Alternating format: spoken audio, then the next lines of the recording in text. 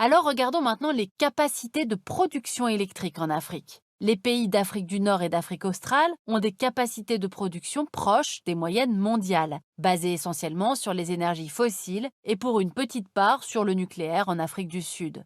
Alors que les autres pays de l'Afrique subsaharienne ont des capacités beaucoup plus limitées et dépendent davantage de l'hydroélectricité. Si l'on exclut le cas de l'Afrique du Sud, 80 gigawatts peuvent être produits par les centrales subsahariennes pour 1 milliard d'habitants, alors que la France, par exemple, a une capacité maximale de 130 gigawatts pour 67 millions d'habitants. Voyez ici que les réseaux électriques, principaux et secondaires, se sont focalisés sur les capitales, centres névralgiques des nouveaux pouvoirs, au détriment des zones rurales. L'immensité des territoires de la zone sahélienne et d'Afrique centrale rend qui plus est extrêmement coûteux le maillage du territoire. Alors que 63% des Africains vivent en dehors des villes, moins de 10% du territoire est couvert par les réseaux de distribution. Dans les grandes agglomérations, l'extension des réseaux est facilitée, mais elle reste moins rapide que l'accroissement de la population.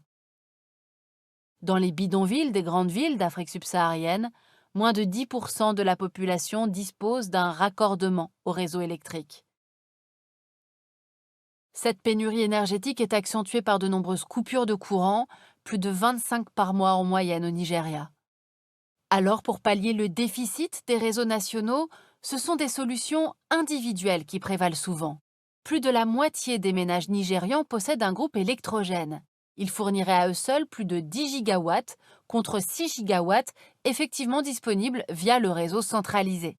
En fait, c'est un cercle vicieux qui se met en place. Les populations se détournent des réseaux nationaux, même quand ils existent.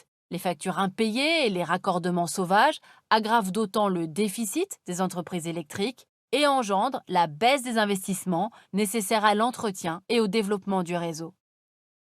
Seuls deux pays de la zone subsaharienne, les Seychelles et l'Ouganda, parviennent à l'équilibre financier de leurs compagnies électriques. La moitié des pays de la zone couvrent à peine leurs seuls frais de fonctionnement.